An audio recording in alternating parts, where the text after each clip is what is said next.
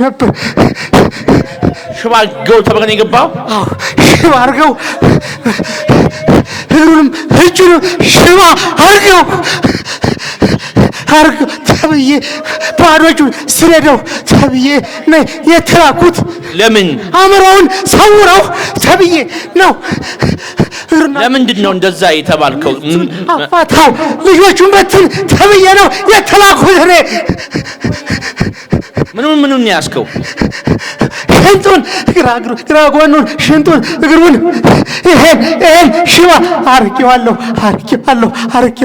አርጌዋለሁ እጁንም ሽባ እንደሆነ ነበር ያረኩት። ተጋለጥ ስንት ዓመት ያስከው? 4 ዓመት አሰቃየሁት 4 ዓመት። ምን ነበር የሚሰራው? ኮንስትራክሽን ነበር የሚሰራው። እሱ እንዳይሰራ ነው የተፈለገው። እንዳይሰራ የሚሰራው ስራ የሚሰራውን እንሰልባለን፣ የሚያገኘውን እንበትናለን። በቃ በአጠቃላይ ባዶ እጁን ማስቀረት ነው የፈለግነው። እንዳይኖር ከትዳሩም ከልጆቹም ከዘመድ አዝማሮቹ ርቆ እንዲኖር ነው የፈለግነው። አሁን ስራውን አቁሞ ሌላ ድለላ እየሰራ ነው። እሱንም እንዳይሰራ ሽባ አይኑ ነውር ቁጭ ብሎ እንዳይ አርገነዋል። በቃ ሰራው የሰው ቋንቋ ሆኗል። ማሰር ደግሞ የመናፍስ ስራ ሆኗል። ሰዎች ሰራው ብለው ይልካሉ፣ መንፈስ መጥቶ ያስራል። ሰራው ብለው መናገራቸውና መንፈስ ማሰር የነሱ ስራ ነው። የነሱም ስራ የመንፈስም ስራ ነው። እኛ ደግሞ እግዚአብሔር መፍታት ስራው እንደሆነ ረስተን ወይ ዘንግተን ቁጭ ብለናል። ሲያስሩን ዝም፣ የመጣው የሄደው መንፈሱን ሲያራግፍብን ዝም። ምንም አይነት መንፈሳዊ እንቅስቃሴ አናደርግም። ብንጠመቅ ከስንት አንዴ ነው። አንዳንዱ እኮ ጳጉሜ ብቻ የሚጠመቀው ከመስከረም እስከ ነሐሴ ተኛና ጳጉሜ መጥቶ ጳጉሜን ይጠመቃታል። እሱ ሞኝ ነው እንዴ እየገባ የሚጠመቀው? መንፈስ ገብቶ ይጠመቃል? አይጠመቅም እኮ። ውጪ ይጠብቃል፣ ዛፍ ላይ ይጠብቃል፣ መንገድ ላይ ቤት ይጠብቃል። ምን ችግር አለበት? ካላሰርከው መጥቶ አይገባም፣ አይጠመቅም። ስለተጠመቀ በቃ አመቱን ነፃ ነው የሚኖር ይመስለዋል። እኛ አሁን ይወጋችሁ ቅዳሜና እሑድ ጉባኤውን ያደረግነው እኮ ባዘቦት ማድረግ አቅቶን አይደለም፣ በየቀኑ ማድረግ አቅቶን አይደለም። ነገር ግን ምንድነው ጉባኤው ቢደረግ እናንተ ተሰንፋላችሁ። በየቀኑ እንዴት መሰራችሁ? አሁን በየቀኑ ቢደረግ ጉባኤ እናንተ ቤት አትቀጠቅጡም። እዚህ መታችሁ እኛ እንድንቀጠቀጥላችሁ ትፈልጋላችሁ። በቃ እዚህ ጋር መታችሁ አባ ቀጥቅጡልኝ ተራጋችሁ እንጂ እናንተ እዛ ተበረቱ መቤታችሁ። ከሰኞ እስከ ዓርብ በርትታችሁ ቅዳሜና እሑድ ጉባኤ ሲካሄድ ብትመጡ ከሰኞ እስከ ዓርብ በህይወታችሁ የቀጠቀጣችሁ መንፈስ በቀላሉ ይወጣል። እናንተ እንድትበረቱ ነው በሳምንት 2 የተደረገው። በየቀኑ ብትጠመቁ ጸበሉን ትለምዱታላችሁ። ከዛ ጸበል መሆኑን ትዘረንጉትና ሻወር ይመስላችኋል። አንዳንዱ ከሆነ እዚህ ረጅም ጊዜ ለምሳሌ አንድ ቦታ ጸበል ረጅም ጊዜ ተጠምቆ ምንም ያወጣ መንፈስ ሌላ ቦታ ሲሄድ ይወጣል። ለምን? ይሄን ስለተላመደው እኮ ነው። ሰውየው ተላምዶት ነው። መላመድ ጥሩ አይደለም። እኛ ችግራችን ምንድነው? መላመድ ነው። አሁን እዚህ ጋር ሽባ ተተረተረ፣ እናንተ ቁጭ ብላችሁ ዝም ብላችሁ ያጨበጨባችሁት ለምን? ስለለመዳችሁ። እዚህ ሁሌ ሽባ ስለሚተረተር ሌላ ቦታ ቢሆን እኮ አንድ ሽባ አይደለም እንደው አንድ መንፈስ ቢወጣ አመቱን ሙሉ ይነገራል።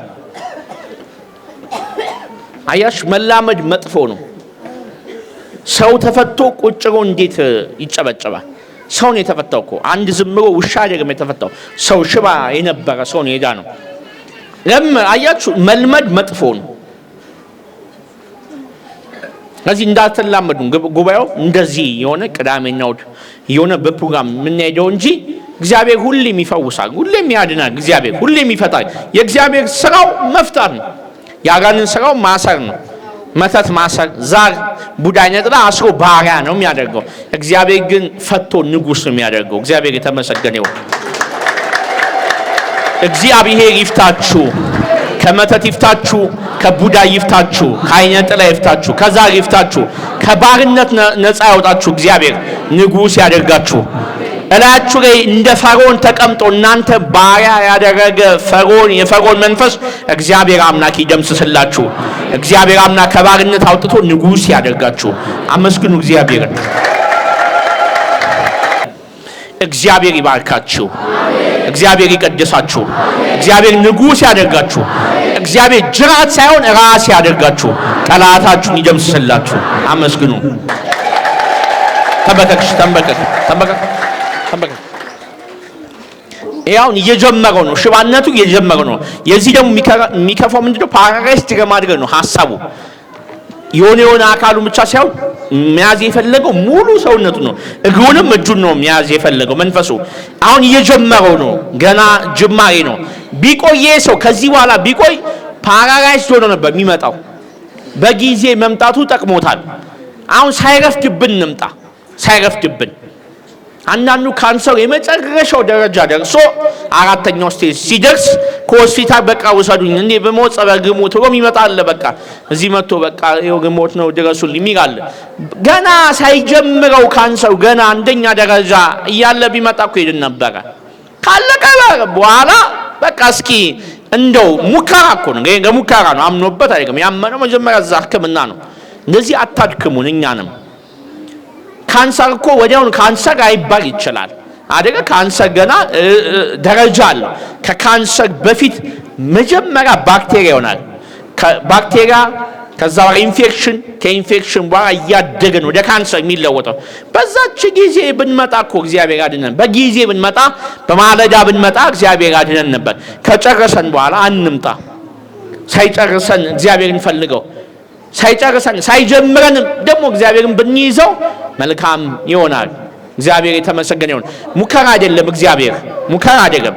ካዳነኝ ያድነኝ ከገደረኝ ይግደረኝ የሚባል አይደለም። እግዚአብሔር ያድናል። መጠራጠር አያስፈልግም። ተዘጋጅ። አፍልጡ።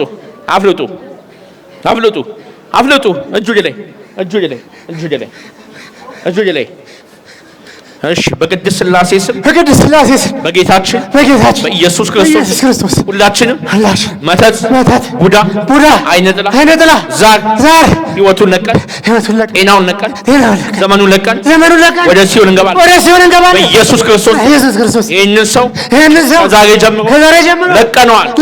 በድንግል ማርያም ስም፣ በቅዱስ ሚካኤል ስም፣ በቅዱስ ገብርኤል ስም ሲኦል ታስረናል። 3 ጊዜ እንወጣ ቶሎ በኢየሱስ ክርስቶስ ሙቱ። እግዚአብሔር ይገሥጻችሁ።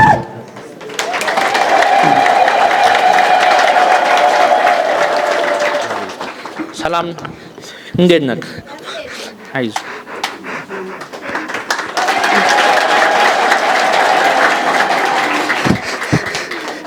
እንዴት ነው የተሰቃየው?